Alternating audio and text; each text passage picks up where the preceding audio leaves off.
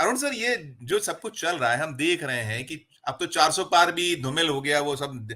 उसकी जो गूंज थी बहुत धीमी हो गई, ना साहेब बोल रहे हैं ना उनके दल के लोग बात कर रहे हैं। ये जरूर रहा है कि जो इस चरण में निकल कर आया है, तो ये 2 चरणों में तो अमित शाह जी ने जरूर कहा है कि शतक मार रही है, शतक हो गई है हमारी, मोदी जी शतक लगा रहे हैं और दोनों शहजादे कुछ नहीं पा रहे हैं, इस तरीके का एक चीज कही है। तो इस पे टिप्पणी। और दूसरा, जो मध्य प्रदेश में आज हुआ, आप मध्य प्रदेश गढ़ है बीजेपी का, 29 में से 28 सीटें थी, फिर भी ऐसी तोड़फोड़ जो डेड श्योर है कि आप जीत रहे हैं और भरपूर तरीके से जीतने वाले हैं, संभावनाएं जिस तरीके। इंदौर 1989 से आपके पास है, आपने वहां कांग्रेस के प्रत्याशी को जितने थोड़ा, ये कैसे, इसको कैसे, ये भी फायदे का सौदा है कि नुकसान होने वाला है। हमें जो कैलाश विजयवर्गीय अपने नंबर बढ़ाने के लिए कुछ उन्होंने किया, क्योंकि वहां भी एक बड़ी जीत की और बढ़ती दिखती थी पार्टी। खजुराहो जो हुआ हुआ, दोनों पर आपकी टिप्पणी।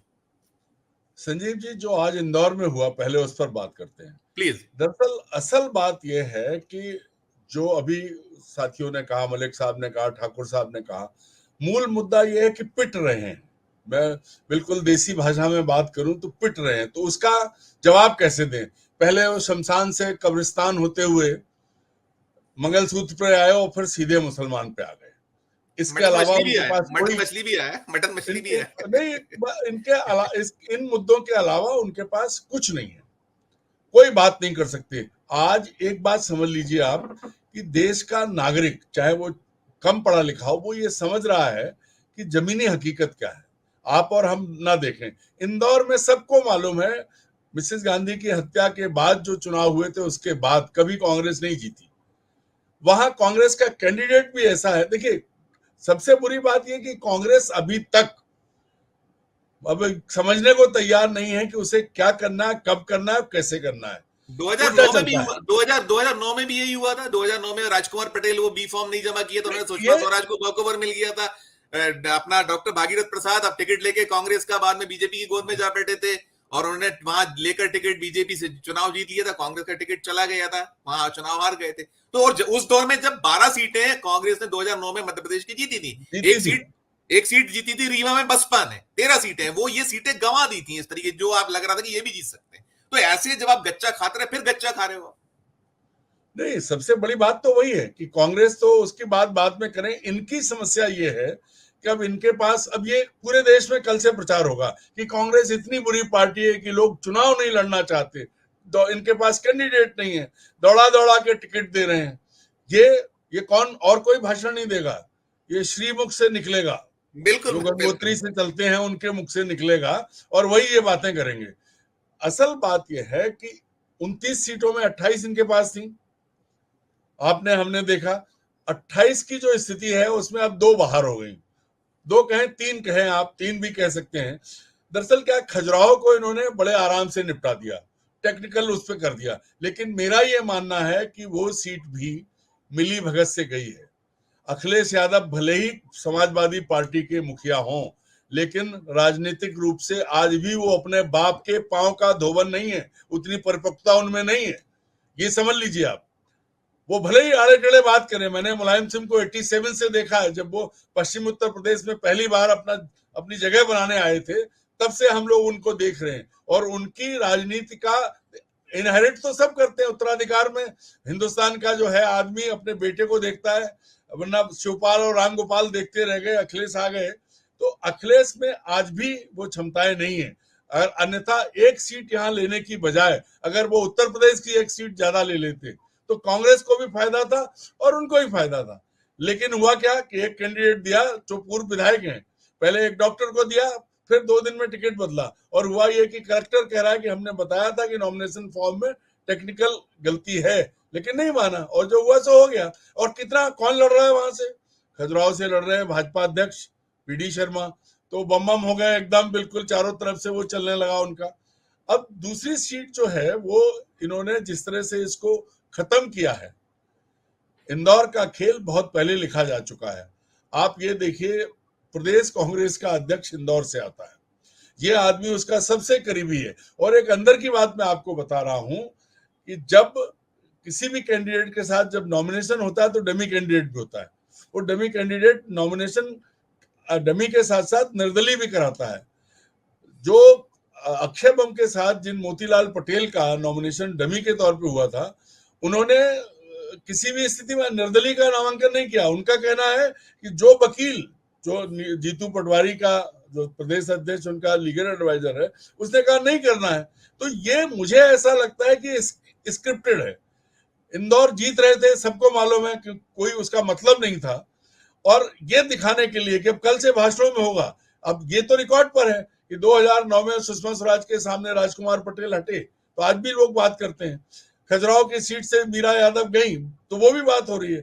लेकिन अक्षय बम इंदौर की सीट से नॉमिनेशन वापस ले लेते हैं बीजेपी के पक्ष में और तत्काल बीजेपी में चले जाते हैं। आप भी जानते हैं, हम भी जानते हैं, कैलाश विजयवर्गीय की क्षमता इंदौर में बहुत ज्यादा है। वैसे तो हरियाणा में है और बंगाल में भी अपने जौहर दिखा चुके हैं, लेकिन इंदौर तो उनका गढ़ है। भैया कुछ भी करें, लिया है, आते ही पार्टी में भी शामिल करा लिया। लेकिन यहाँ जो मैसेज देना चाहते हैं, इससे बहुत अच्छा नहीं माना जा रहा। किसमें? उस पार्टी में। देखिए, जो पुराने कार्यकर्ता हैं बीजेपी के, मध्य प्रदेश में जो पीढ़ी, 2 पीढ़ियां खत्म की गई हैं।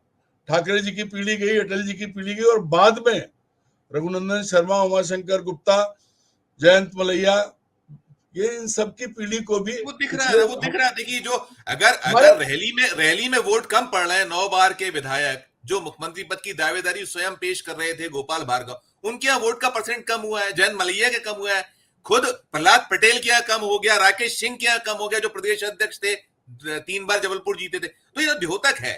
हम ओवरऑल बात करें अरुण सर, तो ओवरऑल में आप मध्य प्रदेश में पहले दौर की 12 सीटें और बची हुई 17 सीटें, और थोड़ा सा देश पे, फिर मैं अगले राजेश जी ठाकर साहब के जाऊंगा, और अमिताभ भाई मेरे वो इंतजार वो भी है, तो मैं इस तरीके से लेना चाहूंगा। तो आप संक्षिप्त में आप करेंगे तो मैं दोबारा भी लौटूंगा। मैं वही कह रहा हूं कि मध्य भारत में इन्होंने ये जो कुछ किया है, ये सिर्फ ये दिखाने के लिए किया है कि देखो साहब, कांग्रेस बहुत कमजोर है। लेकिन एक और चीज है जो इम्पोर्टेंट चीज है, लेकिन मतदाता तो ठगा गया है अरुण सर, मतदाता ठगा गया है। वो इसके रिपरकेशंस केवल यहाँ नहीं, देश में नहीं होंगे। देखिए, जो आप कर रहे हो, जो आप जीतती हुई सीट पे जब ऐसा कर रहे हो, तो उसके कहीं ना कहीं मैं संजीव जी, इसमें अरुण जी की बात में एक चीज जोड़ना चाह रहा हूं। इसके बड़े खराब रिएक्शन आए हैं सूरत से, और आप ये देखिएगा, इससे आप बाकी को छोड़ दीजिए, बाहर वालों को। जो भारतीय जनता पार्टी का नीचे का वर्कर है या इनके जो सहयोगी संगठन है, आरएसएस और दूसरे, वो खुद खपा है। उसका मैं वेस्टर्न यूपी में भी देख चुका हूं।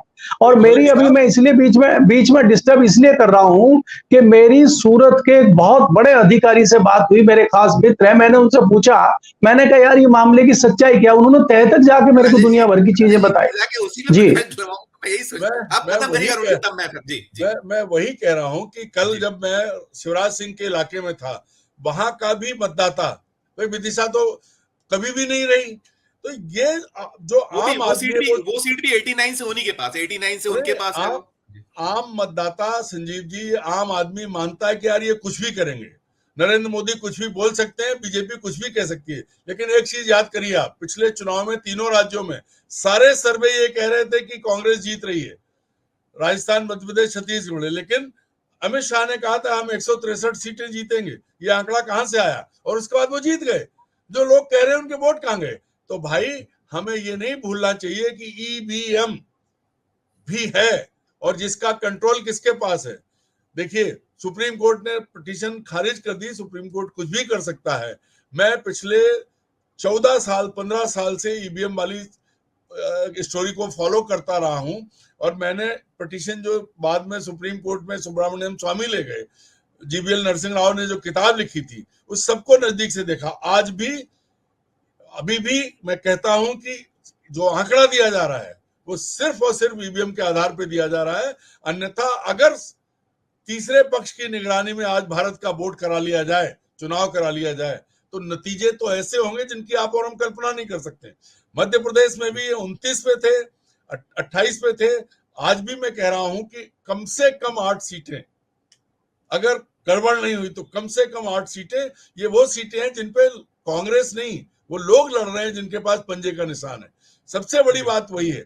बीजेपी की जो लीडरशिप है, लीडरशिप मतलब अमित शाह और नरेंद्र मोदी, ये कितने नीचे जाएंगे, इनकी भाषा कहां तक जाएगी, इसकी कल्पना कोई भी नहीं कर सकता। ना कोई जोशी और ना भगवान भी नहीं कर सकते शायद। और यही वजह है कि सब कुछ अच्छा होते हुए भी ईवीएम का खेल है इनका। ये आंकड़ा इतनी दादागिरी से क्यों बोलते हैं? क्यों? जी। आप बताइए, कहीं ऐसा हुआ? ईवीएम भोपाल में आके वो कह गए कि जिस मंत्री के इलाके में वोट कम होगा उसकी कुर्सी चली जाएगी, उसको हटा देंगे। लेकिन आप कौन है?